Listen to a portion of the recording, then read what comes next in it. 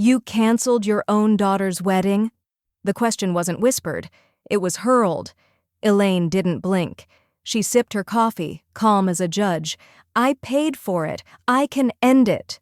Inside the ballroom, Madison, her only child, was screaming into a dead phone. And for the first time in 32 years, Elaine wasn't going to answer. All right, before we dive into this crazy story, do me a favor. Subscribe and tell us where you're watching from. The chandeliers glistened like glass tears, strung high over velvet chairs and ivory tablecloths.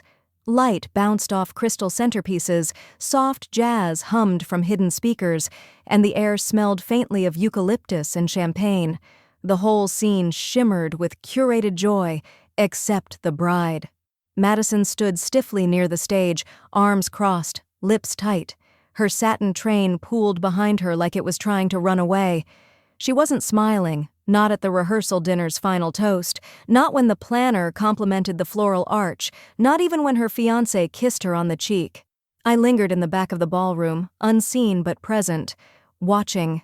I had spent the last year stitching this day together, from flower trials to linen samples, cake tastings to calligraphed menus. When her father died, I promised I'd make her dreams come true, even if it meant rewriting mine. And yet, here I was, standing in a new gown, hands clasped over my stomach, hoping the daughter I raised would look my way with something softer than indifference. When there was a lull in the chatter, I walked toward her, weaving between bridesmaids and groomsmen holding cocktails and half-finished sentences. "You look beautiful, sweetheart," I said, my voice catching slightly. "I'm proud of you." She turned. Her eyes swept from my face to the dress I wore. Navy silk, high neckline, a brooch from her grandmother near my collarbone. Her expression hardened. "Don't wear that," she snapped. "You'll ruin the photos." Time didn't freeze. It fractured. Shards of air, noise, pride, and something much older splintered inside me. A few of her bridesmaids exchanged glances, suddenly fascinated by the texture of their bouquets. Someone coughed. Somewhere, a violinist trailed off mid-scale. I didn't speak. I couldn't. The weight of that sentence pressed against my ribs like a bench press from a ghost. She'd said it without hesitation, not in jest, not even as a whispered aside. It was direct, sharp, surgical, like I was clutter, like I didn't belong in the image she was building.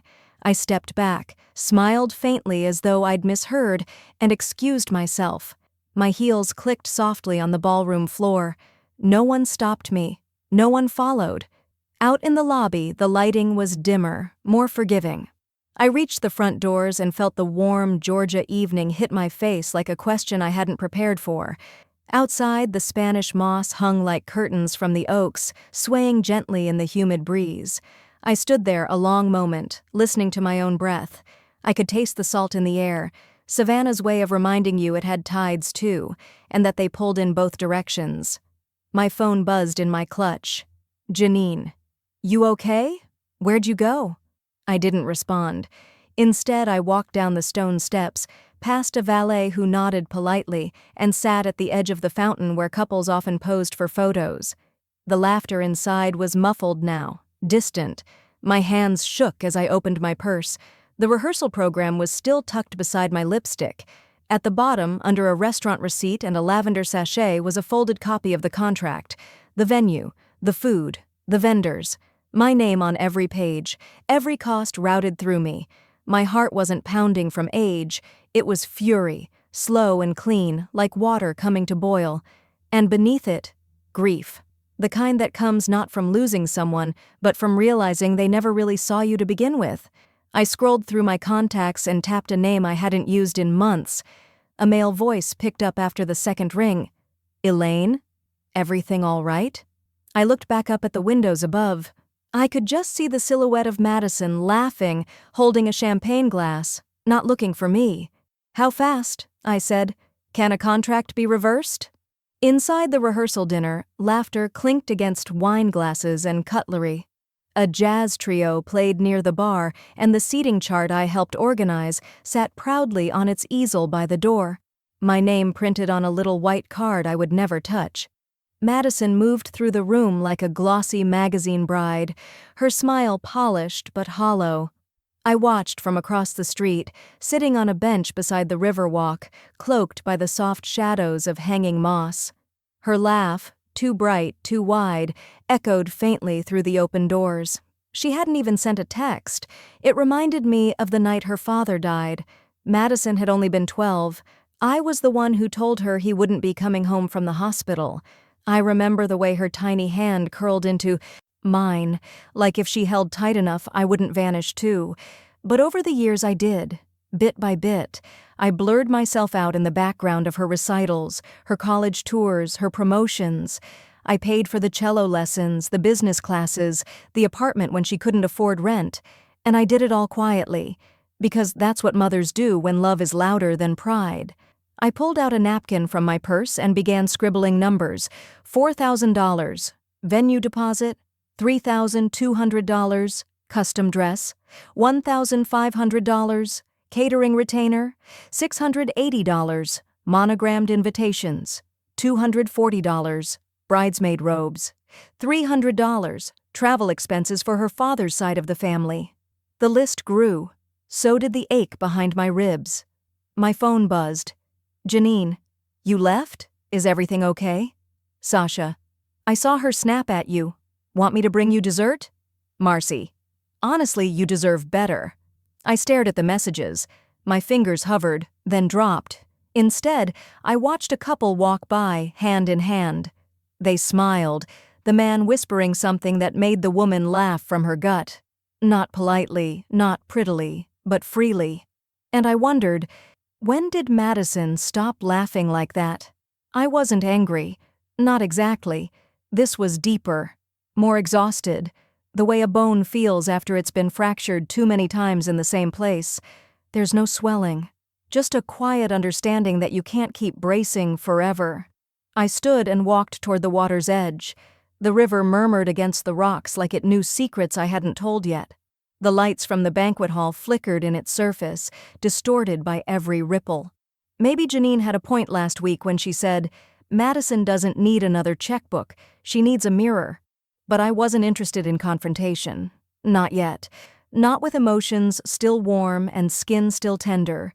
I needed something she couldn't dismiss with an eye roll or a hashtag. I needed logistics. Pulling out my phone, I scrolled past the bakery, past the photographer, until I landed on the contact I was looking for. Venue manager, Bellthorne Ballroom. I pressed call. A cheery voice answered, Bellthorne, this is Kendra speaking. How can I? This is Elaine Carter, I said, steady and cold. The account holder for the Carter-Langston wedding. I need changes made to the file. There was a pause on the line, a polite flicker of concern. Of course. What kind of changes, ma'am? I stared out at the dark water. Somewhere, faintly, the music in the ballroom changed to something slower, more romantic. I softened my voice. We'll start with a cancellation clause. The dress still hung in the garment bag like a ghost, sealed in plastic and silence. Ivory satin, clean lines, nothing flashy, just how Madison said she wanted it. I'd driven 3 hours with her to get it, paid in full, told her, it's perfect. And at the time, I'd believed that meant we were perfect too. But that dress wasn't the problem. The disrespect was. I sat at the kitchen table, fingers curled around a chipped porcelain mug. The house was still except for the faint creak of the floorboards and the old clock tick-tick-ticking on the wall. I opened the fat wedding binder I kept tucked behind the cookbooks, contracts, receipts, backup vendor info, tabs labeled in my careful script, venue, florist, dress, catering, cake, 7 tabs, 7 years of giving. Ever since Madison lost her father, I made sure I never said no when she dreamed. But the rehearsal night had shown me something. I hadn't raised a dreamer, I'd raised someone who confused kindness with obligation. I flipped to the venue section, scanned the Bellthorne Ballroom agreement. That's when I saw it. Tiny, buried in fine print like a secret waiting to be needed. Clause 14b. Sponsor rights in event of exclusion or defamation. Should the primary financial sponsor be dismissed, excluded from participation, or subjected to public disparagement connected to the event, the venue may cancel the reservation and return funds to the contract holder without penalty. My finger froze over the paragraph. I reread it, then leaned back. My body felt heavy, but my breath was lighter than it had been in days. I remembered Madison's voice in the ballroom, flat, flippant, sharp as a knife. "Don't wear that. You'll ruin the photos." No softening, no wink, just cruelty dressed as critique. I closed the binder and stared out the window. The same hydrangeas I planted the year Madison was born were blooming, pale pink and wild. They never needed applause to bloom. They just needed roots. My phone buzzed on the table. Janine's name lit up. "You okay?" she asked, voice low and gentle. "I saw that photo Madison posted. That dress looked just fine." "It's not about the dress." A pause. "Then what? She's been burning this bridge for years," I said quietly. "I just never realized I was the one handing her the matches." Janine didn't speak right away. Then, "Don't light the whole house on fire just to prove you owned it." I looked at the dress again, still wrapped, still waiting. "She burned it first," I said. "I'm just done pretending it's not ashes." After we hung up, I didn't hesitate. I dialed the venue. Kendra, the coordinator, answered on the third ring, chipper and oblivious. "Hi there, Bellthorne Ballroom. Kendra speaking. This is Elaine Carter, account holder for the May 28th reservation." "Yes, of course, Ms. Carter. Everything okay?" "Number, I'm invoking Clause 14B. I'm canceling the reservation under sponsor rights. Immediate effect." I heard a slight intake of breath. Shuffling paper. "Give me 1 second. Okay. Yes, I see it. You're within your rights. Would you like a refund issued to the original card on file?" "Yes." "Okay, we'll process this today. Just confirming. You don't want the reservation transferred to anyone else?" "Number, lock it down. No reassignment." After I hung up, I sat still for a long time. I didn't cry. I didn't rage. I just stared at the binder and thought about how many times I mistook love for sacrifice. Madison's first apartment? I'd co-signed. Her first broken lease? I'd paid the fees. Every crisis I showed up, with a check, with a casserole, with open arms. Now she couldn't even stomach me in a photo frame. I stood, walked to my bedroom and pulled the wedding dress from the closet, laid it gently across the bed. It looked smaller now, like something meant for someone else. That's when the phone buzzed again. The screen read, "Venue refund confirmed. $18,450 returned." I stared at it. Then I whispered aloud, "Happy wedding day." The shriek from Madison's hotel suite could have cracked crystal. "I don't understand. What do you mean it's canceled?" she screamed into the phone, pacing barefoot across a room strewn with silk robes, mimosa glasses, and curling irons. Bridesmaids froze mid-eyeshadow, watching as she fumbled for her iPad and opened the venue's email. Subject line, "Contract terminated. Refund processed." Recipient, Elaine Carter, primary payer. Her knees gave, but her ego didn't. Number. "This is some clerical mistake. Someone call my mom. She'll fix this." But I was already 3 sips into my coffee at Leora's Cafe, the quiet corner spot I'd loved since the 90s. Cinnamon, fresh scones, a low jazz hum, the opposite of chaos. I had my reading glasses on and a printout of the cancellation confirmation in my lap. The ink was still warm. "Everything okay, hun?" Janine slid into the chair across from me, already knowing the answer. "She thinks I'm coming to fix it," I said, folding the paper slowly. "She hasn't figured out I was the one who broke it." Back in the suite, Madison was unraveling. "I cannot believe she did this. 2 days before my wedding? She's jealous. That's what this is." One bridesmaid, Alicia, tried to gently speak. "Maybe you should just call her? Like, talk?" Madison spun on her. "Why? So she can twist the knife again? She loved making this about her." I didn't answer when the first call came, or the second. I let the phone buzz uselessly on the cafe table. Janine took it all in with a raised brow. "Any regrets?" I stirred my coffee. "Only that I waited this long." There was a flash in my memory. Madison, age 6, on a tiny piano bench in a lavender dress, scanning the audience until she found me. She smiled wider when she saw I was front row. I always was. And yet now, 32 years later, she'd told me not to stand beside her on the most photographed day of her life, because my dress, my age, was an inconvenience. This wasn't sabotage, this was self-respect finding its spine. She refunded everything? Madison barked at the hotel concierge now on the phone. No, I can't just book something else, that venue was the whole wedding. The concierge gently explained the truth. Elaine Cart had terminated the contract as legal account holder. The money had been transferred back. The date was no longer available. Madison's world blurred. She tried calling her fiancé, voicemail, again. She's ruining my life, she whispered. I watched the river ripple as I walked downtown after coffee, my heels clicking against cobblestone. I passed a florist. Peonies in the window, Madison's favorite. I didn't stop. By the time I got home, Janine had already posted a photo of our breakfast, captioned, "Some mothers show up even when uninvited." And then the notification came in. A public post, Madison's profile picture beaming in a white robe. I'll never forgive her. She ruined my life. The post had 20 likes in minutes. One comment said, "Wow, your own mother?" Another, "She always seemed controlling." But the one that caught my eye was from someone I didn't know. Sometimes blessings wear heels and carry receipts. I smiled, not because it was petty, but because it was true. The next day, I went to meet with a family friend who runs a historic courthouse.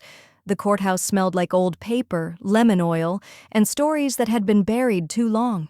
My heels clicked softly on the marble floor as I stepped through the front door, just like I used to when I volunteered here 30 years ago.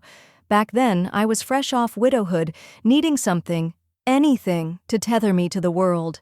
Filing divorce decrees and adoption forms for the clerks didn't heal me, but it taught me how beginnings and endings often shared the same hallway. James Whittaker greeted me with a warm grin and a silver mustache that curled slightly at the edges. He'd aged like the building, gracefully but with more locks on his doors. "I was wondering when you'd come asking," he said. "Saw your daughter's post online. Brutal." I didn't smile. Brutal doesn't even touch it.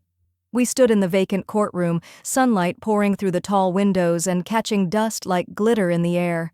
The same room where I once sat sorting jury paperwork now held a strange peace. The pews were polished. The judge's bench loomed, steady and timeless. "This place still holds ceremonies," he said gently. "Couples come in for small weddings, 5 people max. Keeps it sacred." "And free?" I asked, half joking. James smirked. "For you? Always." I nodded once. "Then this will be her new venue. She doesn't know it yet." Back home, I opened my desk drawer and pulled out the wedding binder, the same one I'd filled with receipts, invoices, dreams I'd apparently paid for but never belonged to. At the back, I found the cancellation clause buried beneath a layer of gold-foiled invitations. Sponsorship may be revoked without refund in the event of breach of decorum, libel, or moral dispute. My lawyer had been wise. I hadn't just paid for this wedding, I'd protected myself from it. I signed the withdrawal letter, hands steady. The financial umbilical cord had been cut. Later that evening, I watched the glow of my phone screen while Madison posted another Instagram story, her bridal slippers in one shot, her makeup artist doing touch-ups in another, a quote layered on top, "Let go of what doesn't serve you, especially people who hold you back." The irony could have lit a candle. But then I saw the comments. "Is this about your mom? I heard she canceled the venue. Oof, so you just wanted her money, not her face in the pictures?" The tide was turning.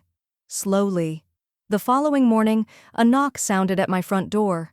I opened it to find Jordan, Madison's fiancé, standing awkwardly with a folded suit bag slung over his shoulder.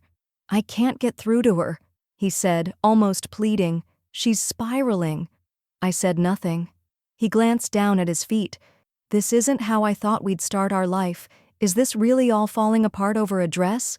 I tilted my head. It was never about the dress. It was about how she wanted the wedding more than she wanted the marriage. He looked stunned but not surprised. And now we're broke. The florist wants a new deposit. The photographer canceled after her tantrum. I don't know if I can do this. His voice trailed off. Then don't, I said gently. You deserve better beginnings. That night, I typed up an email, anonymous, concise, emotionless. To the valued guests of Madison Carter and Jordan Lane, please note that the wedding ceremony has been relocated. Due to unforeseen changes, it will now take place at the Whitaker County Courthouse. Attendance will be restricted to legal witnesses only. We appreciate your understanding. A friend of the family, I hit send and let the truth carry its own weight. 2 days later, Jordan's mother left a voicemail. Elaine, this is Diane Lane. After reviewing recent events and behavior, we are pulling out of our financial contributions.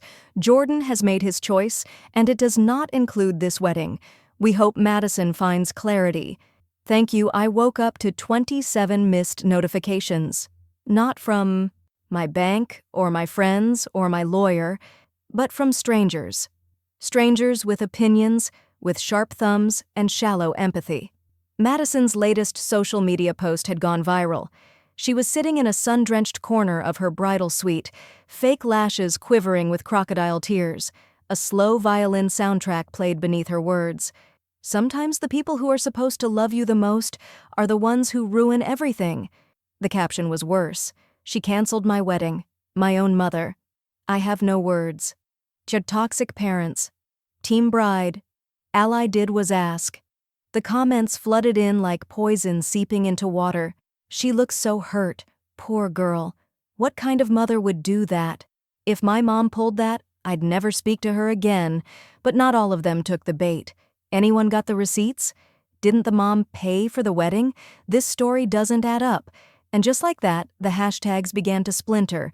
# Team Bride, Team Mom, Bridezilla Unmasked. I didn't reply. I didn't post. I didn't even flinch. I just watched the chaos from the kitchen window while stirring cream into my coffee. The kind of calm you find after the hurricane's already ripped the roof off. Janine called me, voice giddy with outrage. Honey, you are trending. I never thought I'd say that to someone who still owns a landline. I chuckled. What are they saying? She didn't sugarcoat it. Half think you're a martyr, half think you're mommy dearest in pearls. I let that sit. Let them decide. I've already made my peace. Later that afternoon, my friend Cynthia posted a photo of us at Madison's high school graduation. I stood beside her in the photo, older, rounder, proud. The caption read, "Some mothers build queens. Some queens forget who handed them the crown." The post gathered steam. Women commented with their own stories, about daughters who demanded everything and gave nothing, about boundaries confused for betrayal, about weddings turned battlegrounds. I didn't reply to those either, but I saw them. By dusk, I received a call from the courthouse. James sounded amused. Just confirming again. Madison Carter, Friday afternoon ceremony, small party. So she went through with it? I asked.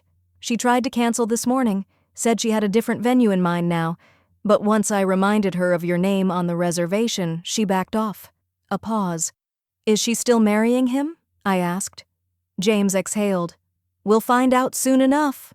The phone buzzed violently at 8:47 p.m. Madison. I didn't answer. Then came the voicemail, rage painted in sobs. You ruined everything! You think you're some kind of hero? You've humiliated me in front of everyone. You'll regret this. I stared at the screen for a long time after it ended. Not because it hurt, but because it sounded so familiar, like a child tantruming inside a grown woman's voice. A scream I had once hushed, carried, comforted. Now I let it echo into silence.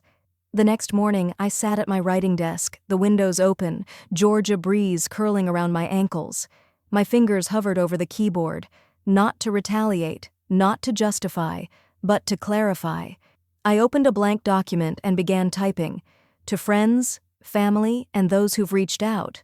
The words came easier than I thought they would. I wrote about the receipts, the support, the years of rent and tuition and bailouts. I wrote about what it meant to raise someone from grief and watch them choose selfishness over grace. I wrote it without venom, just clarity. This wasn't revenge. This was record-keeping. As I proofed the letter one last time, my finger hovered over the post button. But then I paused. A new idea struck. I'd save it. For the rehearsal dinner. Let them hear the truth where she expected applause. I didn't need a microphone or a spotlight. I just needed Wi-Fi and my own damn name. On a humid Thursday morning, while Madison ran final rehearsals and vendors fussed over centerpieces I'd paid for, I sat on my porch swing with a glass of peach iced tea and opened my laptop. The draft had been sitting in my documents folder for 3 days, its title simple: The Truth About My Daughter's Wedding. I reread it once, twice. My fingers hovered over the touchpad. Then, like flicking off an old light, I hit post. Silence. And then, digital thunder. The first ping came within a minute. Janine texted, "You didn't." Then, "You did." I smiled without teeth. More messages poured in. Old neighbors, friends from my church group, cousins I hadn't heard from in 5 Christmases. Some wrote long paragraphs, others just sent hearts or the word respect. It spread like fire through dry fields. What Madison had lit with a match, I turned into a controlled burn. The post was simple, clear, devastating. 7 years of financial backing. From rent to groceries to the photographer she just had to fly in from Charleston. $32,840.14, itemized. Down to the glass-blown cake toppers, she said, "Just felt right." I reminded readers I'd raised Madison solo after her father died, that I never missed a recital, that I'd co-signed her first car loan when she was 20 and too artistic to work weekends, that I gave not because I had to, but because I believed in her. And how did she thank me? By telling me to change out of my dress because I might ruin her photos. I wrote, she didn't just uninvite me with words, she erased me with contempt. And I ended with, I won't attend the wedding, but I will attend to the truth. And the truth is, I canceled the venue I paid for. Within hours, RSVPs began unraveling like a hem under cheap thread. Guests sent polite regrets. A few sent Elaine direct messages with long apologies, saying they'd believed Madison's version. One bridesmaid sent screenshots of their group chat, how Madison had called me a narcissistic boomer who needed to be humbled. By evening, even Madison's future mother-in-law had reached out. Thank you for your transparency. We're reconsidering our involvement. Meanwhile, Madison was busy digging her own digital grave. She posted a teary video, eyes red, mascara streaked. Her caption, "Mothers are supposed to support your dreams, not destroy them." But her crocodile tears met a sea of rolled eyes.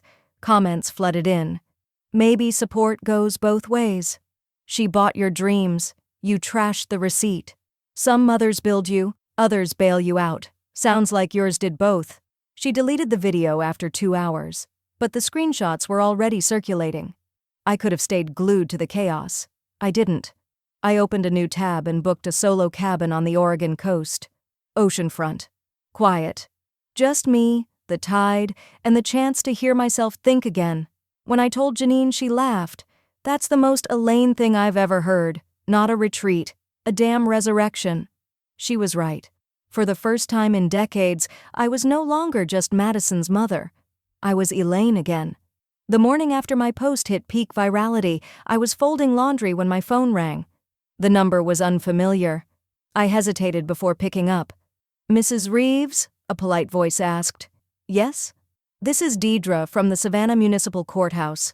Your daughter Madison Carter is here, and she's requesting to cancel her ceremony." I stopped mid-fold, a towel in my hand. "Did she say why?" "She said the groom hasn't responded to her calls, and she said most of the guests aren't coming." I let the silence stretch. "Would you like us to confirm the cancellation on record?" she asked gently. I stared out the window, past the oak trees and into the pink blush of early evening. "No," I said finally. "Let her confirm it herself." The hotel lobby was supposed to smell like peonies and anticipation. Instead, it reeked of tension, cold coffee, and the sharp tang of public shame. I wasn't there. But Janine was. She told me later that the scene played out like a poorly rehearsed play, two actors finally running out of lines. Madison, arms flailing, voice shrill. Her fiancé, Garrett, red-faced and hollow-eyed, clutching his phone like a shield. "I gave up my job for this wedding," she shouted, heel tapping like a metronome of rage on the marble floor. Garrett didn't shout back. His words were quieter, sharper. "If this is how you treat the person who gave you everything, maybe you don't deserve anything." Guests walked by slowly, pretending not to look. But everyone looked. Everyone heard. At that same moment, I was walking along the riverbank behind my condo. The sky over Savannah was melting into shades of burnt tangerine. A light breeze rustled the magnolia trees. It smelled like summer nostalgia and something else. Release. My phone buzzed. I didn't check it. Instead, I sat on a wooden bench and thought of a different time, when Madison's fingers were small enough to need mine on the piano keys. She was 6. I was teaching her the first bars of Für Elise.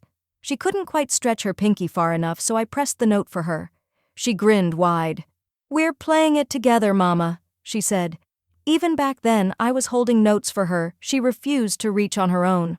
When I got back to my condo, Janine was waiting inside with a chilled bottle of Riesling and a look that said she was holding more than just gossip. "You're not gonna believe what went down," she said. I waved my hand. Madison and Garrett had their first honest fight in front of 30 people? Her jaw dropped. "You already knew?" But I stopped being surprised the moment she told me I wasn't good enough for her wedding photos. We sat in silence for a few minutes. Then Janine, always the scalpel, not the bandage, said, "Maybe this wasn't the first betrayal. Just the last one you'll accept." The words struck me deeper than I expected. Not because they were cruel, but because they were true. I nodded slowly. I let her borrow my grace so long she thought it was hers. Then I stood up, walked to my desk, and pulled out a folder I'd been avoiding for weeks. Inside, the financial paperwork for the living trust I'd set up in Madison's name after her college graduation. I called my planner. "I want to dissolve the Carter Trust," I said. "You sure, Elaine?" he asked gently. "It's not reversible once we file." "I'm sure," I said, more certain than I'd felt in years. "She's made it clear. My worth expired once my checkbook closed." That night, Savannah was quiet. Even the frogs seemed too tired to croak. I sat in bed, the glow of my bedside lamp painting soft gold on the walls, when the message came through. "Courthouse confirmation, reservation number 4229, canceled at 11:34 p.m. No confetti, no vows, just an echo in an empty chamber." The next day, I went to close out the wedding gift registry I paid for. The storefront window was still filled with lace napkins and champagne flutes when I walked past it, only now they looked less like celebration and more like inventory that no one wanted. Inside the boutique, the air smelled like lemon-scented wood polish and disappointment. A young associate looked up with a practiced smile that faltered when I said, "I need to close out a registry." She hesitated. "Name? Madison Carter. I'm the account holder." I pulled out the receipts, each one carefully printed and rubber-banded in chronological order. A trail of generosity that ended with me standing alone under fluorescent lights, canceling a future I'd already paid for. "Is everything okay?" the girl asked, her voice soft, unsure. I smiled, polite but not kind. "It will be, once we're done here." The returns didn't come all at once, but they came. Within hours, my inbox started pinging with notifications. Refund requested, tableware set. Refund requested, honeymoon fund donation. Refund requested, monogrammed towels I watched names scroll by. Friends, co-workers, distant relatives. Some included notes. "Sorry to hear about the change. Wish we'd known sooner. We were told you weren't involved anymore." That one stopped me. Then the next message arrived, from my friend Deborah. "Elaine, I don't mean to stir anything up, but Madison told us you were just footing the bill. She said, 'Mom wants credit, but she's just the checkbook.'" For a moment, I didn't breathe. I had given my daughter the kind of unconditional, unbreakable backing people pray for, and she'd rewritten it into a transaction. I closed the message, sat back, and let the silence wrap around me like gauze, software suffocating. That evening I poured a small glass of sherry and took out the folder marked Will and Estate. It felt like flipping a page in a very old book. The instructions were precise, logical, unsentimental. I opened a blank envelope and wrote her name carefully, slowly, then drew a line through it. In her place, I wrote, Beneficiary, Coastal Women's Resilience Fund. Secondary, Janine Hargrove. A practical redistribution, not out of anger, but clarity. Madison had treated my legacy like a hand-me-down instead of a birthright. That was her choice. This was mine. Later that night, a voice message arrived. Her name on my screen still made my stomach knot in ways I hated. I played it once. Mom, I don't know how this all spun out. I mean, yeah, maybe I got overwhelmed. But you blindsided me.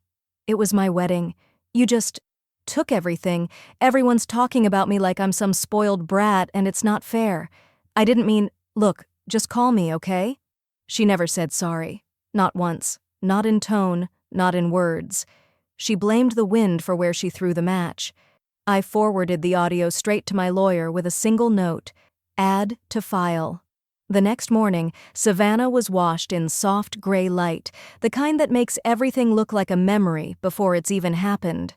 I stepped outside with a cup of coffee, the mug warm against my palms. The azaleas along my porch had started to bloom again, bright, defiant, as if nothing had ever wilted. Then my phone buzzed with a single message from Janine. He left her. Garrett packed up and checked out of the hotel, one suitcase. No forwarding info. I stood still, not triumphant, not sorry, just still. The ocean wind had a way of reminding you how small your voice really was. I stood near the shore, my coat drawn tight, the sand shifting beneath my heels as if even the earth was ready to move on. My phone buzzed once, then again, then again. I let it ring. By the fifth call, I picked up. Janine's voice came through, breathless. Elaine, you need to hear this. It all came out in one long inhale. The prenup. Apparently, the groom's parents had pushed for it from the start, not because they didn't trust Madison, but because I was funding the entire spectacle. They wanted protection in writing, that if things went south, their son wouldn't be walking away with debts tied to a wedding that wasn't even his idea. I didn't blame them. I might have done the same if I were in their shoes. She refused to sign it, Janine said quietly, threw a fit, said it was insulting. Of course she had. The entitlement wasn't new. It was just now recorded in legal ink. That same day, Garrett called off the wedding. Not postponed, not rescheduled, canceled. According to a friend of a friend, he left a note in the hotel room. Just a single line scribbled on a hotel notepad. If you love someone, you don't treat the people who raised them like extras in your movie. He didn't even take the wedding suit with him. I sat in my lawyer's office later that afternoon, the prenup printed on thick white paper across the table. It never got signed, he said, flipping to the last page. But it's telling, isn't it? This refusal. He slid another document toward me. Trust termination authorization. With one stroke, I dissolved the living trust set up in Madison's name. Her future, once cradled in backup plans and automatic deposits, now slipped through her fingers as swiftly as she'd cast aside my presence at that ballroom. I've written the new beneficiary clauses, he said. Janine, and the women's shelter. You can adjust any time, but I recommend notarizing before the weekend. I didn't hesitate. Let's finalize it today. Janine planned a quiet dinner for later that evening, a beachside table at the Driftwood Grill, all soft lights and warm hushes of tide. We toasted with wine, but she didn't say cheers. Instead, she raised her glass and said, "To letting go. Of illusions, of guilt, of obligations that weren't ever mutual." We both drank. I tasted salt and steel and relief. The next morning, a voicemail waited. This time, it wasn't Madison's voice. It was her leasing office. "Hi, this is Deborah from Harbor Heights Management. We're calling regarding your daughter, Madison Carter. Her lease has been terminated due to non-payment. She listed you as her emergency contact. Please advise." My hand hovered over the delete button. Then, with a flick of my thumb, I hit save instead. Some records were worth keeping. That afternoon, I was folding laundry when the knock came. Firm, unapologetic, familiar. The knock was softer the second time. Hesitant, not out of politeness but exhaustion.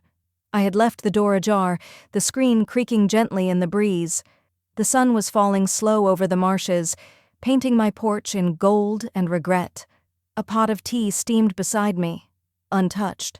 I didn't say a word, just nodded at the empty wicker chair across from mine.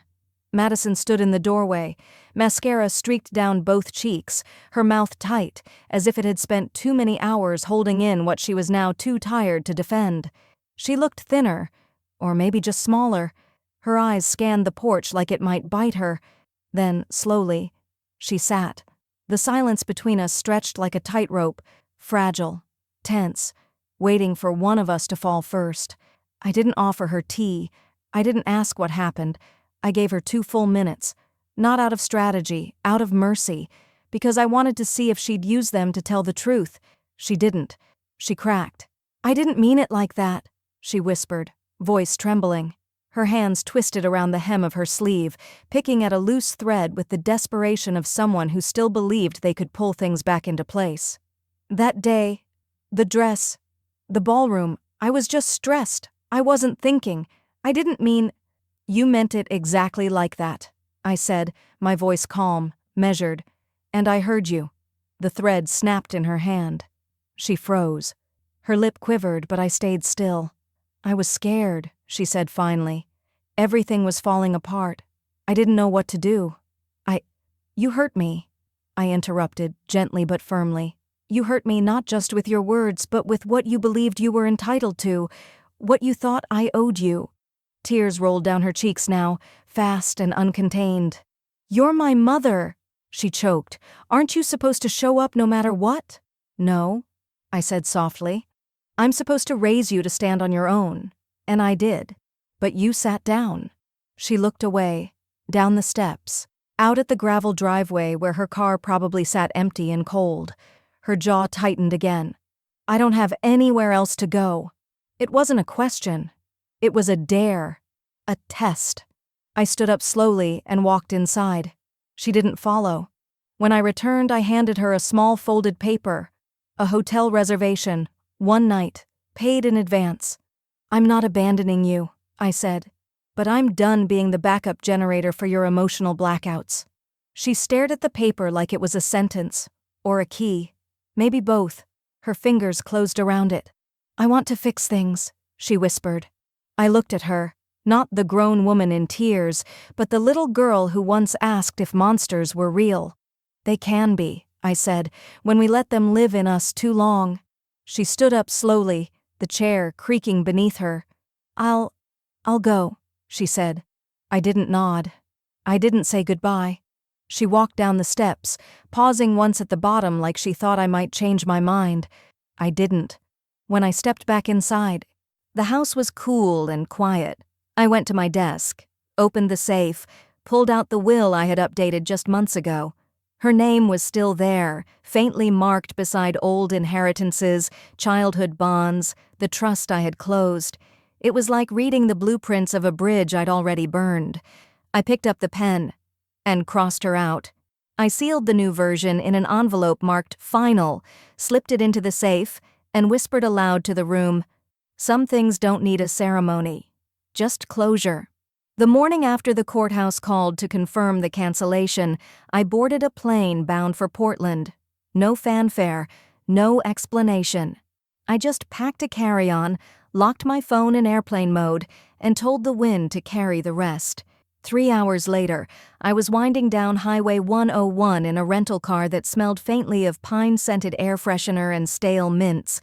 Coastal Oregon greeted me with fog so thick it looked like the sky had descended to sit beside me. I welcomed it. I wanted to disappear into something. The cabin I rented was modest, bare wood walls, a fireplace that crackled like an old friend, and a porch that overlooked the sea in jagged gray swells. I arrived just before twilight. The air smelled of rain, salt, and wet bark. I unpacked only 2 things, my journal and a sweater my husband once said made me look serene but dangerous. That first night, I sat by the fire and wrote, You mattered, even when they made you feel invisible. Your softness was never weakness. It was misused generosity. Being erased in someone else's story doesn't mean you cease to exist. I wrote to myself, to the woman before motherhood, before sacrifice became routine, before birthdays were traded for catering bills and applause was something only ever directed at the stage, never the seat in the front row. Each morning, I brewed tea that tasted like dirt and strength, bundled up and walked the cliffside path. The wind here didn't whisper. It insisted. It reminded me that things are allowed to fall apart. Erosion doesn't ask permission. It simply reshapes the land until it finds peace. By the third day, I found the bookstore in town, tucked behind a bakery and filled with crooked shelves and lazy cats that didn't care who entered. That's where I met Daniel. He was taller than I expected, wearing a flannel shirt speckled with dried paint and jeans that had known better years. We reached for the same memoir. He nodded. I smiled. He asked if I liked poetry. I told him I'd stopped liking a lot of things, but maybe not forever. He didn't ask about the wedding. I didn't offer it. But when he passed me a paper cup of strong coffee and said, "You look like someone who just laid something heavy down," I nearly cried into the foam.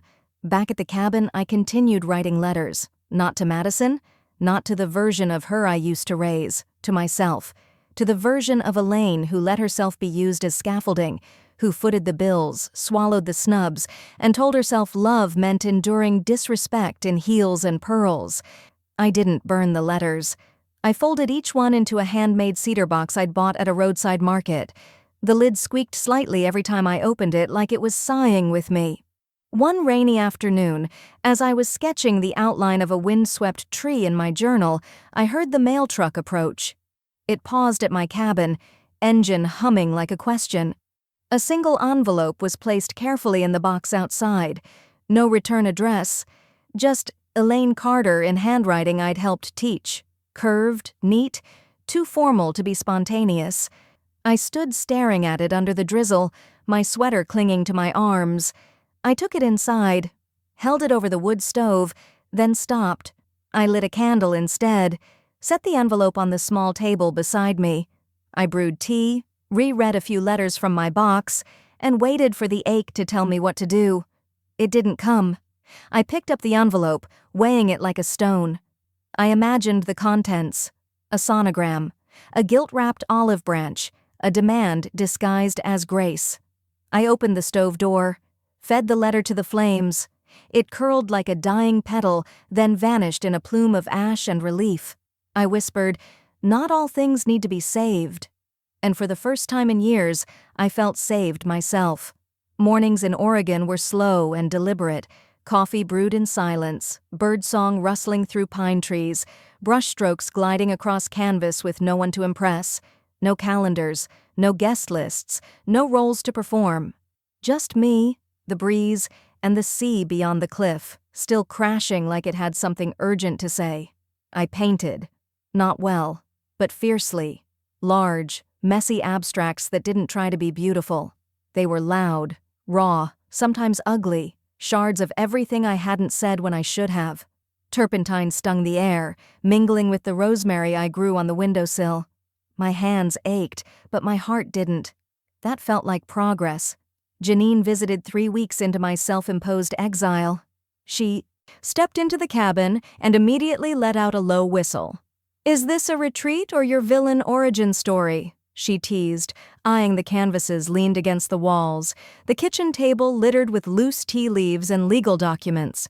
I poured us both a mug of chamomile. "It's my rebirth. Welcome to Elaine's Renaissance." She clinked mugs with me. God, it's about time. We sat on the porch wrapped in throw blankets, listening to the ocean chew the rocks. Janine didn't ask about Madison. She didn't need to. Her silence was a grace Madison had never learned. Meanwhile, online, the whispers started again. Madison's friends, at least the ones who hadn't already vanished when the money dried up, posted cryptic messages. Family means forgiveness. Some people forget who raised the bride. Elders need to heal too. I didn't respond. I didn't repost. I simply watched from a burner account I only kept for legal updates. Instead, I answered their noise with a single action. I funded a scholarship in Robert's name. My late husband had been a school counselor who once said, "If we raised children half as well as we raise excuses, this world would be different." He deserved a legacy better than a broken wedding. The scholarship would go to students raised by grandparents. A small gesture, but a loud one. One rainy afternoon, I visited my lawyer via video call. "All updates are finalized," she said, glancing through the paperwork. "Madison is no longer named on any estate documents, trusts, or power of attorney records." I nodded once. No hesitation. No grief. "Shall I send the confirmation to your Oregon address?" "No need," I said. "I already feel it." Life became a rhythm. I painted in the morning, cooked at noon, took long walks barefoot through the dune grass. I found a dance class in town, mostly retirees with bad knees and excellent rhythm. No one knew my name. I told them to call me Lainey. Reinvention didn't need permission. One night, after a salsa lesson that left me breathless and pink-cheeked, I came home to find a cream-colored envelope slid beneath my door. No stamp, no return address. Inside, a wedding invitation. The cardstock was thick, textured like linen, gold embossed, and her name this time was paired with someone else's. Madison Carter and Eric Holloway, together with their families, request the honor of your presence. My hands didn't shake. Not like before. I stared at the invitation under the soft light of my reading lamp, then flipped it over. Nothing written, just a date, just a time, just the weight of a story unfinished, trying to write a new chapter without acknowledging the last. Janine called 30 minutes later. "You get one too?" she asked. I sighed, watching the fog roll in through the open porch door. "Yep." "She's trying to rewrite the ending," Janine said, voice tight. I folded the invitation cleanly in half. "Let her." The envelope sat on my windowsill like it belonged there. Pale ivory with gold trim, expensive ink spelling out my name in cursive that didn't quite match Madison's hand. It was postmarked from Savannah. No note. Just a thick card inside, embossed and heavy with pretense. "Elaine Carter, you are cordially invited to the wedding of Madison Carter and Eric Holloway. No RSVP deadline. No, we hope you'll join us. Just delivery." I didn't cry. I didn't even sigh. I just sat back in my armchair and watched the steam curl off my tea. Jasmine, gentle, unlike the bile that rose in my throat. The only RSVP I owed was to myself. I drafted a note on plain stationery. No calligraphy, no emotion. "Some lessons come in silence. This is mine. Elaine." I didn't send a gift. I didn't post a photo. I didn't text her back. What I did send, without fanfare, was a formal letter to my financial advisor, finalizing the transfer of the original venue deposit. I'd turned it into a small grant through the Savannah Women's Collective, earmarked for first-generation female college students. $18,000. Enough to fund a dream that didn't come wrapped in lace and entitlement. Janine raised her wine glass that night. "To generosity with direction." I tapped mine to hers. "And to silence with teeth." A week later, the town's local gossip thread lit up like a wildfire. Someone posted that Madison's new husband, Eric, had lost his job 3 weeks before the ceremony. Tech, startup, imploded overnight. Another anonymous commenter claimed Madison had rushed the wedding because stability looks better in a tux. I didn't engage, but I watched. The quiet stretched into something peaceful until the bank email landed. Subject: Signature irregularity detected. Dear Ms. Carter, a recent account review flagged a 2023 credit application processed under your name, co-signed electronically. Please verify the following transaction. I froze. My breath went shallow, fingertips cold despite the warm mug between them. I clicked the PDF. There it was. My name, signed in digital ink I never gave. Sathurai. Account tied to a luxury furniture purchase. Delivery address, Madison's old apartment. The timeline? Just after she moved out of my house. Just after I told her no. For a second the room tilted, not from shock, but from rage disguised as disappointment. I forwarded the email to my attorney with a 2-line note. She forged my name. I want to file a report. I didn't scream. I didn't drive to her wedding in some cinematic frenzy to confront her. I didn't even call Janine. Instead, I walked down to the rocky shoreline outside the cabin and let the ocean slap my thoughts into place. How many times had I tried to teach her right from wrong? How many times had she weaponized my love? Somewhere along the way, she learned that silence meant surrender. She learned wrong. I sat down that night and opened a folder labeled, "For When I'm Gone." Inside was a near-final draft of my memoir, part letter, part legacy, each chapter a lesson, each mistake annotated in ink and time. I added a new page. Chapter 21. Forgiveness has a fence. You don't have to let someone burn your porch just because they were born on it. Blood might tie you to someone, but it doesn't excuse arson, of trust, of dignity, of peace. I closed the folder. Then I picked up the phone and dialed the bank's fraud division. I signed the final document without shaking. My fingers didn't tremble. My breath didn't hitch. I'd prepared for this moment, not just with legal forms or notarized names, but in the quiet trenches of my spirit, in the silence after every hurt Madison never apologized for. Elaine Carter, 68 years old, mother, widow, woman of means, and now, woman of boundaries. The will was complete.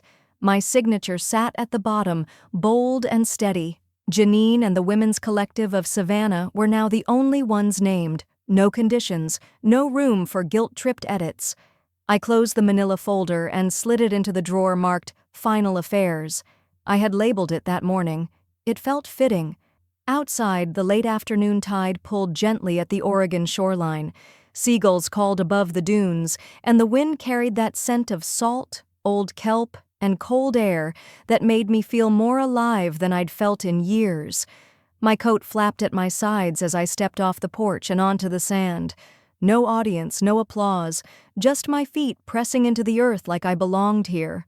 The letter from Madison had arrived the day before, handwritten, unlike her. No envelope, no return address, just a printed invite to a small ceremony in Charleston and one line of cursive ink below. I hope you'll come this time. This time. I hadn't responded. I wouldn't. The last time I showed up for her, she told me I'd ruin the photos. The last time I gave her something, she stole more. And now, she was marrying someone else, someone unemployed, someone rumored to have debt worse than hers. But she wasn't looking for a partner. She was looking for rescue disguised as romance. And I wasn't in the business of rescue anymore. Back inside, I retrieved the invitation and tucked it gently into the fire. It caught instantly, curling like a paper rose. I watched it burn all the way down. No flinching, no second glance.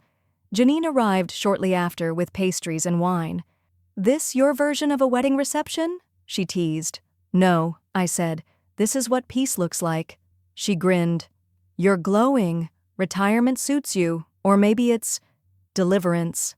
We sat on the porch, the sky bleeding peach and crimson over the water. I told her about transferring the last of Madison's venue deposit into the grant program, how it would now help 3 girls through college. She raised her glass and clinked mine softly. "To redirected blessings," she said. Later, alone again, I opened the last letter I'd kept hidden from even myself, the one from my bank confirming that all accounts tied to Madison were now closed. Credit flagged. Fraud report filed. It wasn't revenge, it was protection. And I didn't need her to understand that anymore. I walked the beach just as twilight dropped its veil. A couple argued ahead. Low voices, tense silhouettes. The woman's arms crossed tightly. The man's hands carved the air like he was trying to build logic out of blame. I slowed, then passed them. Once, I would have inserted myself, offered comfort, softened the edges for the sake of keeping the peace. But I'd learned something in these past months. Not all storms are meant to be calmed. Some are meant to be walked away from. And so, I walked. Sand in my shoes, wind in my hair, and for the first time in decades, no one to answer to but myself. Back in the cabin, I opened my leather journal and scribbled a final entry. I wasn't the guest, I was the foundation, and I finally stepped away. I closed it and smiled, heart quiet, soul whole.